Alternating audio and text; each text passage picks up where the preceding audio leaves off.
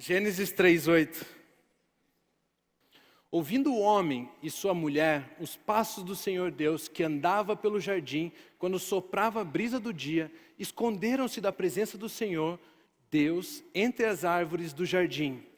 Por isso, o Senhor Deus o mandou embora do jardim do Éden para cultivar o solo do qual fora tirado.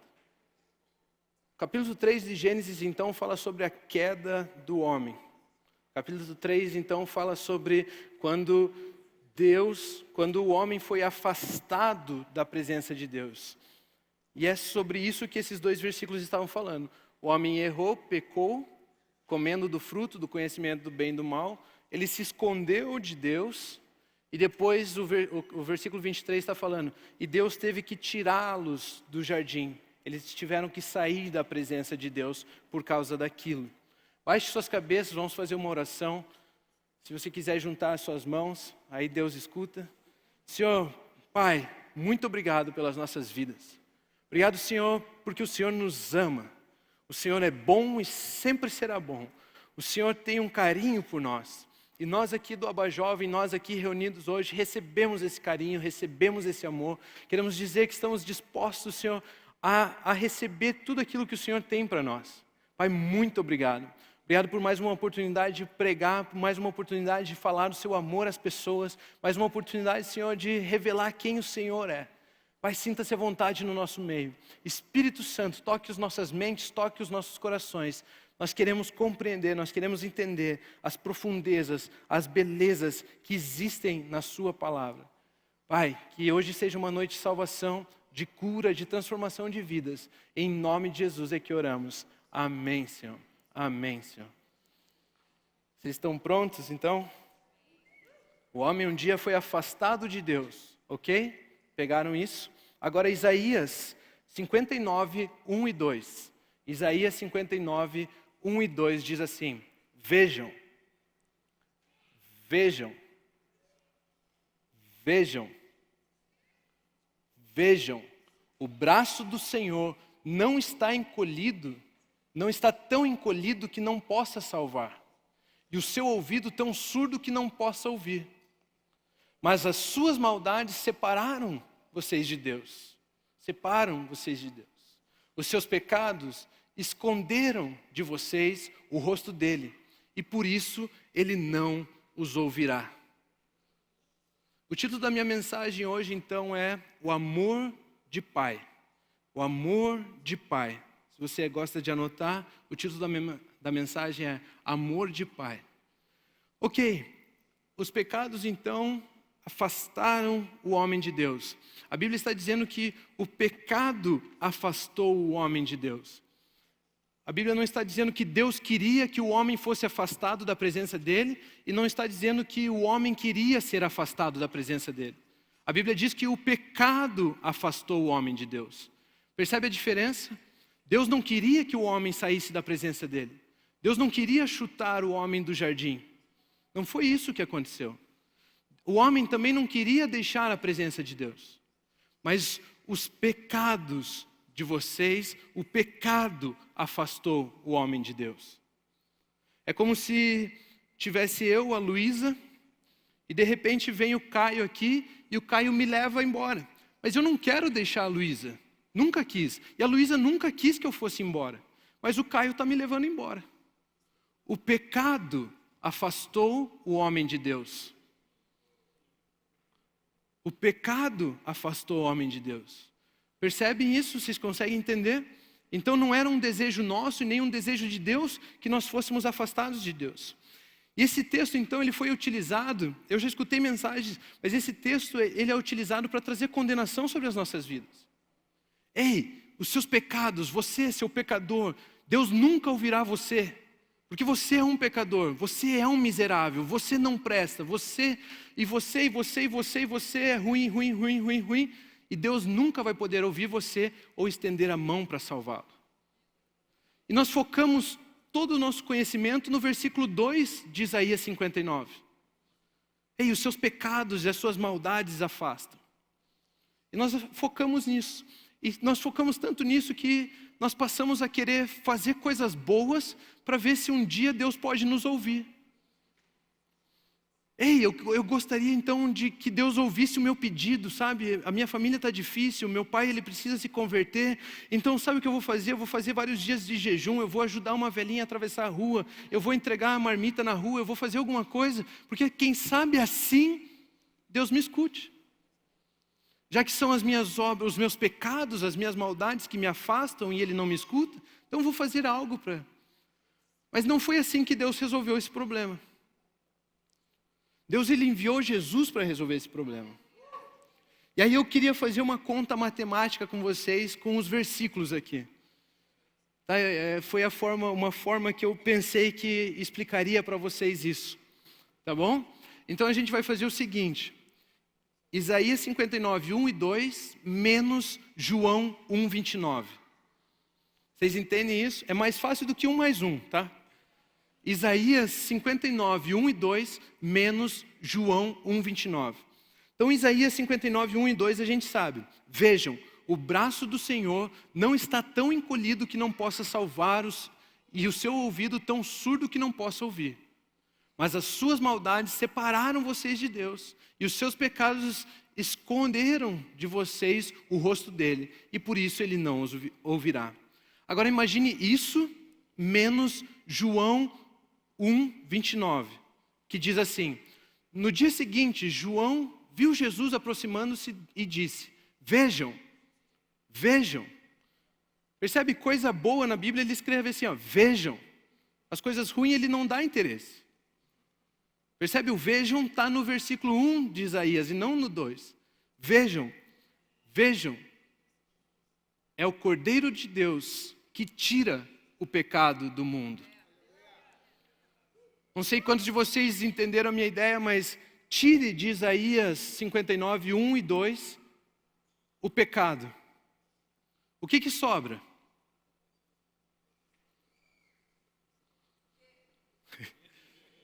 Mas significa que vocês não entenderam. Sobra os braços estendidos e Deus querendo te ouvir. Percebe? Ei, Jesus tira o pecado do mundo. O que nos fazia separação entre Deus, entre o homem e Deus? O pecado. Ei, aqui está Jesus, que tira o pecado do mundo. O que sobra? Sobra então Isaías 59, 1, que diz assim: vejam, o braço do Senhor não está tão encolhido que não possa salvar, Ele quer salvar. E os ouvidos o ouvido tão surdo que não possa ouvir, Ele quer ouvir. Sem aquilo que nos afastava de Deus e nos fazia ter medo, pois nos apresentaram uma ideia errada de quem Deus é. O pecado nos apresentou uma ideia errada de quem Deus é. Pregar demais sobre Isaías 59, 2 nos apresentou uma ideia muito errada de quem Deus é. Apresentou uma ideia de que Deus é uma pessoa que não quer mais nos ouvir. Uma ideia de que Deus é uma pessoa que Ele não quer mais participar das nossas vidas. O pecado, então, ele apresentou um Deus para nós errado. Porque é Ele que quer nos afastar de Deus. O entendimento, então, que temos de Deus é o que determina se vamos estar perto ou longe dEle. Porque tudo aquilo que tinha poder para nos afastar, Ele já resolveu. Ele já tirou o pecado. O pecado tinha poder para nos afastar de Deus, mas Ele tirou o pecado. E se Ele tirou o pecado, o que sobra é um Deus que está com a mão estendida para você e Ele quer ouvir você, Ele quer ter comunhão com você. Isaías 59, 1. Sabe? E uma das frases que me choca é essa: a maneira como você vê Deus determina a vida que você tem. E o pecado, por ele querer nos afastar de Deus, o que Ele fez? Ele nos apresentou um Deus errado. E nós cremos nesse Deus errado e por isso que nós achamos que temos que fazer algo para agradar a Deus, temos que buscar algo em Deus, mas não, Ele já se ofereceu por isso, Ele já resolveu isso. Agora o que determina as nossas vidas é a maneira como nós vemos Deus. Vocês estão entendendo? Então Isaías 59, 1 e 2 menos João 1, 29 é igual a Isaías 59, 1. Preste atenção, todos os dias Deus tinha comunhão com Adão. Um dia Adão se sente não digno de estar na presença de Deus. Ele comete um erro e ele acha que ele não é mais digno de estar na presença de Deus. Ele se esconde. Deus vem andar no jardim, procura o homem e a mulher que ele tinha comunhão todos os dias, não acha e pergunta: Adão, onde você está? E aí Adão, ele sai de trás da moita lá, todo envergonhado. Eu errei, eu pequei, o pecado me afasta de você, o pecado que está me empurrando para longe de você. E aí Deus é obrigado a tirar Adão do Éden. Perceba, nunca foi o desejo de Deus que o homem saísse do Éden. A gente usa o versículo e fala assim, ele foi expulso, e a gente usa esse expulso como se fosse algo, e Deus mandou o homem embora, mas não era. Deus, ele não queria aquilo no coração dele. Ele não precisava fazer aquilo. Ele não queria fazer aquilo. Mas ele precisava. Então ele tira o homem da presença dele. O pecado afastou. Então Adão, ele sai do jardim e vai viver a vida. Vai cultivar a terra do pó do qual ele veio. E Deus, então, ele demonstra o seu amor por nós. Ele envia Jesus e resolve o problema. Enviando Jesus, que tira o pecado do mundo, e agora aquilo que nos separava já não tem mais poder para nos separar. Percebe? O pecado não tem poder para te separar de Deus.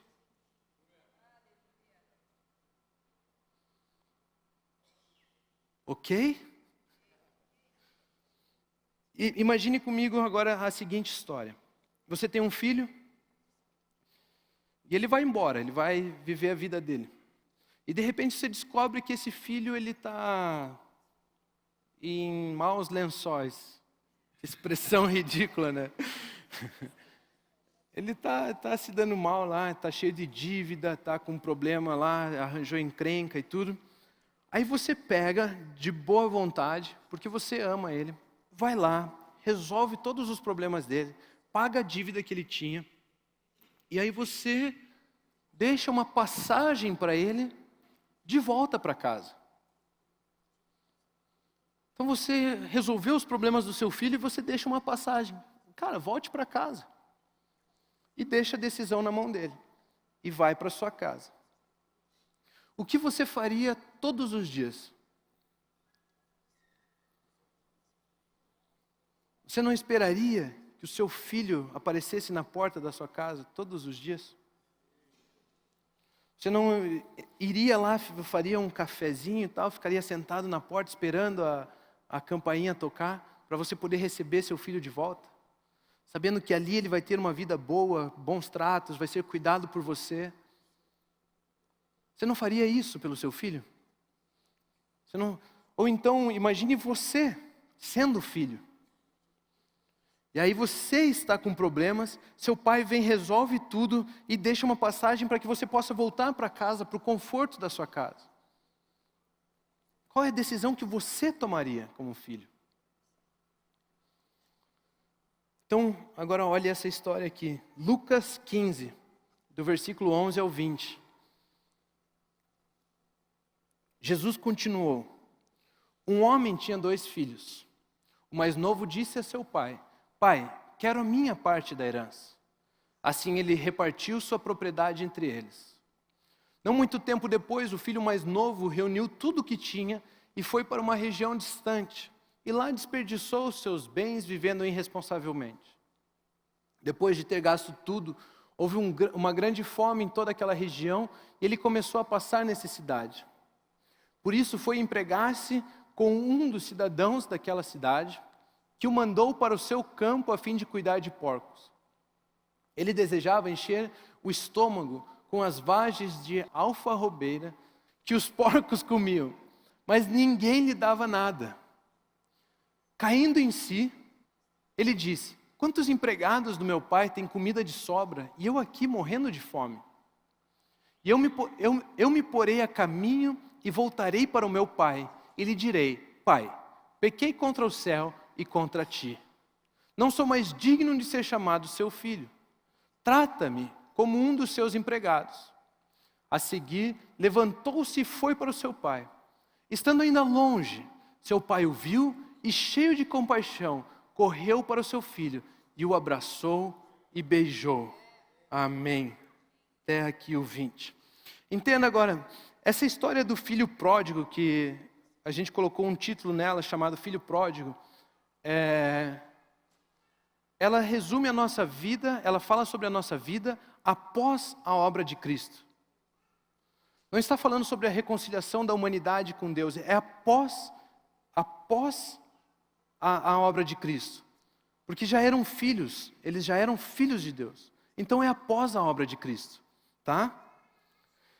E agora você pode imaginar, aquele pai, o filho estava distante, e ele esperava todos os dias que o filho voltasse.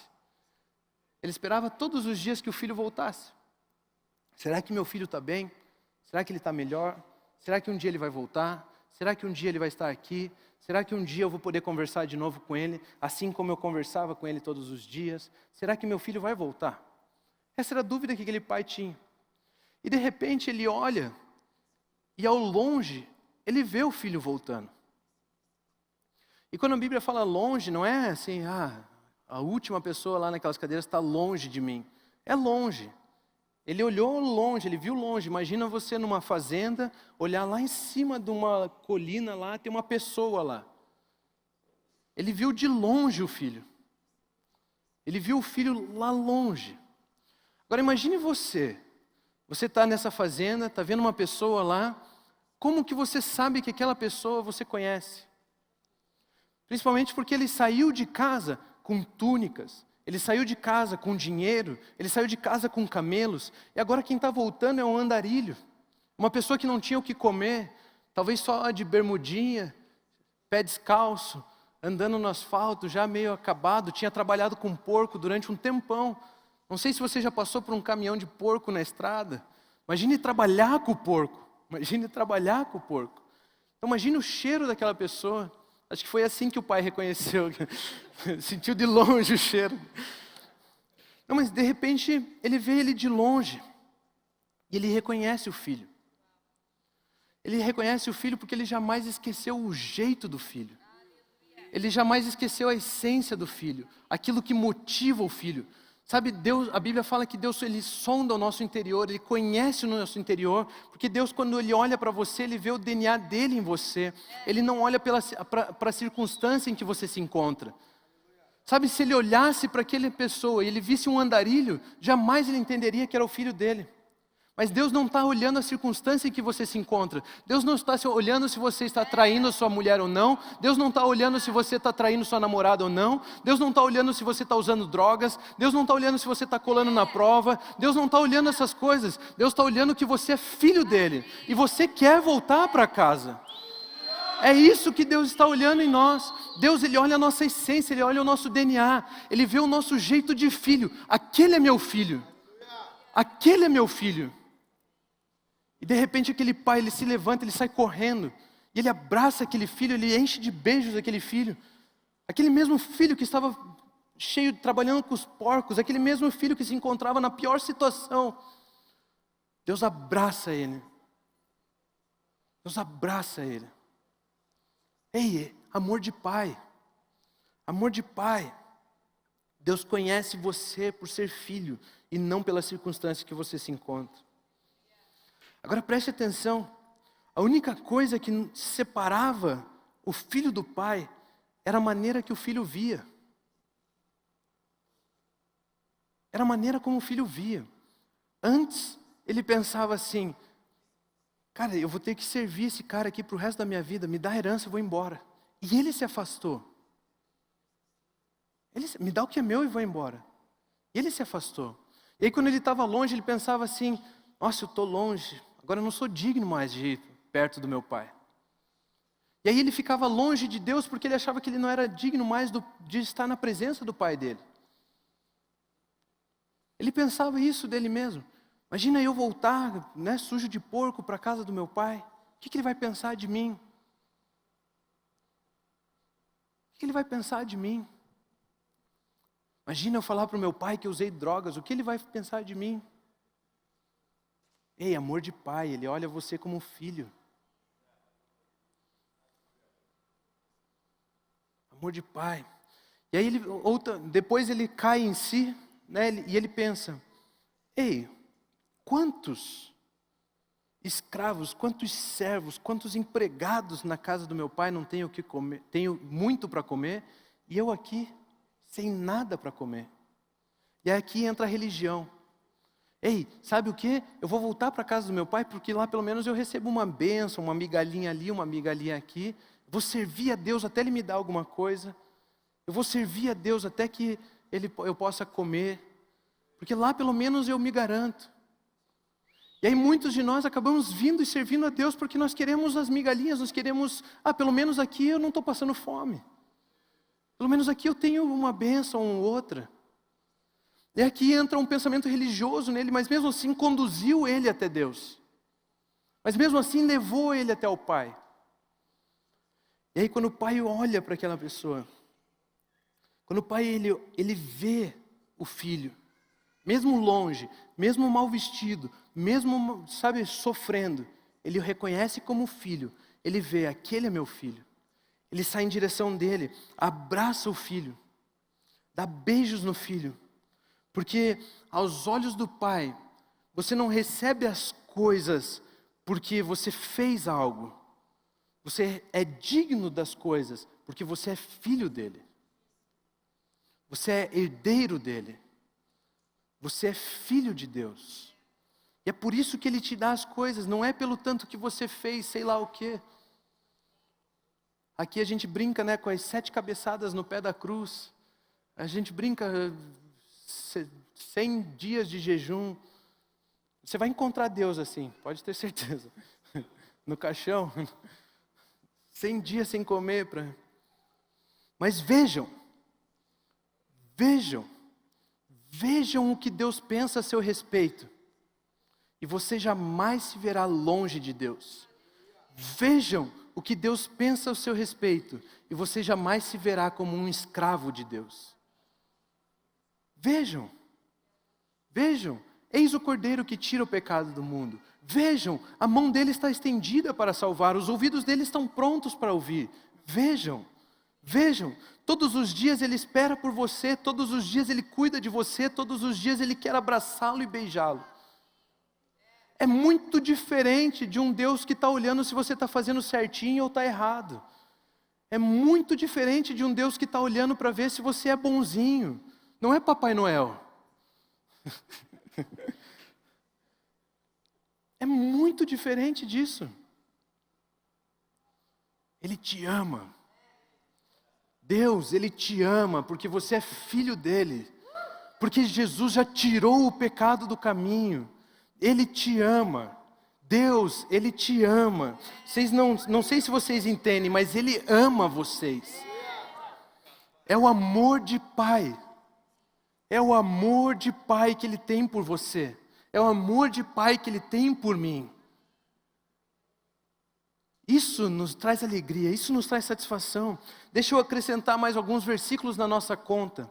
Então Isaías 59, 1 e 2, menos João 1, 29, também é igual a Hebreus 4, 16, que diz assim: assim, aproximemo-nos do trono da graça de Deus com toda a confiança. É igual a Romanos 8:1, que diz: portanto, agora já não há condenação para os que estão em Cristo Jesus. É igual a Romanos, e agora eu vou ler um texto que vai mudar a mente de vocês. Vai mudar a mente de vocês. Romanos 8, do 28 ao 39. Eu vou ler, preste atenção nas palavras. Preste atenção no que Paulo estava falando. Preste atenção nisso. Sabemos que Deus age em todas as coisas para o bem daqueles que o amam, dos que foram chamados de acordo com o seu propósito. Pois aquele que de antemão conheceu, também os predestinou para serem conformes à imagem do seu Filho, a fim de que ele seja o primogênito entre muitos irmãos. E aos que predestinou, também chamou. E aos que chamou, também justificou. E aos que justificou, também glorificou. Você é glorificado. Que diremos, pois, diante dessas coisas? Se Deus é por nós, quem será contra nós? Aquele que não poupou seu próprio Filho, mas o entregou por todos nós, como não nos dará com ele e de graça todas as coisas? Quem fará alguma acusação contra os escolhidos de Deus? É Ele, é Deus quem os justifica. Quem os condenará foi Cristo Jesus, que morreu e mais, que ressuscitou e está à direita de Deus e também intercede por nós. Quem nos separará do amor de Cristo? Quem nos separará do amor de Cristo? Quem nos separará do amor de Cristo? Será tribulação, ou angústia, ou perseguição, ou fome, ou nudez, ou perigo, ou espada? Como está escrito, por amor de ti enfrentamos a morte todos os dias. Somos considerados como ovelhas destinadas ao matadouro. Mas em todas essas coisas somos mais que vencedores, por meio daquele que nos amou. Pois estou convencido de que nem a morte, nem a vida, nem anjos, nem demônios, nem o presente, nem o futuro, nem quaisquer poderes, nem altura, nem profundidade, nem qualquer outra criação será capaz de nos separar do amor de Deus que está em Cristo Jesus, nosso Senhor. Nada pode te separar do amor de Deus. Não existe nada que pode te separar do amor de Deus. O pecado foi tirado, Ele te ama, Ele quer te abraçar, Ele quer te ouvir todos os dias. Nada. Não existe nada na criação, nos céus ou na terra, que possa te separar do amor de Deus que está em Cristo Jesus. Essa é a verdade da Bíblia. É sobre isso que nós pregamos aqui todos os dias. Essa é a verdade. Tudo que está fora disso é mentira, não é a palavra de Deus. Essa é a verdade. Ele te ama. Ele enviou Jesus Cristo. Ele te ama. Para concluir, se vocês pudessem se colocar de pé, por gentileza. Ele te ama em Cristo Jesus. Tudo foi resolvido. Não existe nada que possa te afastar do amor de Deus. Nada. Tenha esse entendimento e você terá uma vida muito mais leve e tranquila. Tenha esse entendimento e você terá uma vida muito mais leve e tranquila. Foi isso que Deus fez por nós. Nunca esteve no desejo de Deus condenar você, maltratar você, pesar a mão sobre você. O pecado nos fez olhar para Deus dessa forma. O pecado nos fez olhar para Deus dessa forma. Mas nós lemos vários versículos que diziam: vejam, Ele é Jesus que tira o pecado do mundo. Vejam, eu quero salvá-lo, eu quero ouvi-lo, eu quero ter comunhão com você. Eu quero te dar uma vida melhor. Eu quero te tirar dessa situação em que você se encontra, que é ruim para você, e eu quero te dar beijos, eu quero te dar abraços, eu quero estar com você, eu quero ter um relacionamento com você. Esse é o Deus verdadeiro. Esse é o Deus que tem o amor de Pai. É assim que funciona. Pelo amor de Deus, é assim que funciona. Deus, Ele te ama. E Ele quer ter um relacionamento com você. Ele quer abraçar você, Ele quer beijar você. Por isso eu tenho uma pergunta para fazer para você, todos vocês que estão aqui hoje. Vocês querem aceitar esse amor de Deus? Vocês querem encontrar o Pai verdadeiro? Vocês querem encontrar esse Deus que tem amor de Pai para a vida de vocês?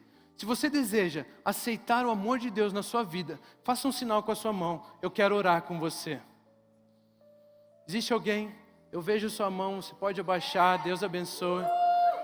Existe mais alguém que deseja o amor do Pai sobre a sua vida? Eu vejo sua mão, pode abaixar, Deus abençoe. Mais alguém? Deus abençoe. Talvez você esteja na igreja há muitos anos, mas você sempre quis servi-lo. Talvez você esteja na igreja há muitos anos, mas você viu Ele só como Senhor, você nunca entendeu Ele como Pai. Você nunca entendeu que Ele tinha um amor por você. E hoje você quer dizer: Pai, eu aceito o seu amor. Eu quero o seu amor sobre a minha vida. Você também pode fazer um sinal com a sua mão. Eu vou estar orando com você também. Existe alguém? Se você assiste a gente pela internet e você quer o amor de Deus, você também vai poder repetir essa oração conosco. Existe mais alguém? Se você está em dúvida ou se a sua mão está pesada, você é livre em Cristo Jesus. Faça um sinal com a sua mão. será a melhor decisão da sua vida. Eu queria pedir mais uma gentileza a vocês que levantaram as suas mãos. Se vocês pudessem sair do seu lugar e vir aqui à frente, nós queríamos dar um abraço em você, um beijo em você, dizer que Deus te ama. Amém? Se puder ficar aqui, eu quero fazer uma oração com você.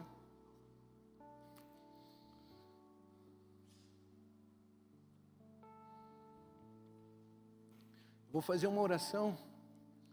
Façam, e se vocês puderem repetir essa oração comigo. Falem com Deus. Falem com esse Pai que ama vocês. E aí eu vou guiar vocês nessa primeira oração. Mas saibam que a partir de hoje, todas as orações, Deus tem a mão estendida a favor de vocês. E Ele tem os ouvidos para ouvir vocês. Nada pode te separar desse amor. Nada pode te separar desse amor. Então, se vocês quiserem fechar os olhos, quiserem repetir essa oração comigo, digam assim: Pai Celestial, muito obrigado pela salvação da minha alma, da minha vida. Espírito Santo, habita em mim. Eu peço perdão pelos meus pecados. Eu perdoo aqueles que me ofenderam, pois hoje eu sei que eu sou amado. Existe um Pai que me ama. Amém, aleluia, amém, glória a Deus.